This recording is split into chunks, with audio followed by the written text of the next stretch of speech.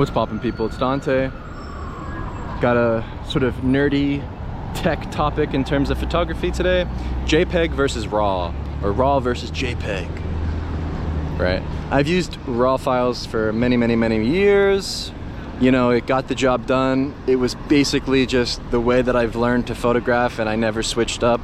I never saw a point in photographing using the Fujifilm JPEGs when I used those cameras at the time, and never really experimented with the high contrast JPEG files with the Ricoh until this past year in 2022, 2023, right?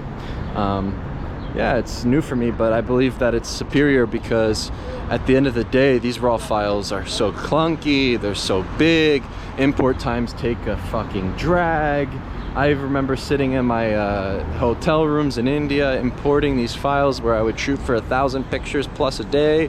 Yeah, it would take freaking forever, and I wanted to just get the photos on, uploaded, backed up, and move on. But nowadays, you know, I don't have time to sit around and play with these silly tools and games when it comes to RAW files. I'm not interested in using Lightroom anymore. I'm not interested in these old school traditional sort of photography approaches, right? If you're shooting RAW, that means you're a professional, right? You know, I think it's silly, actually. I believe that JPEGs are the future. They're small, they're lightweight, and ultimately I believe that they will last longer than RAW files simply due to the file size.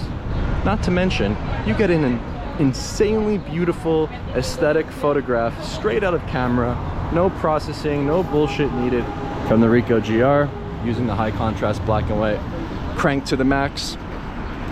There's no going back.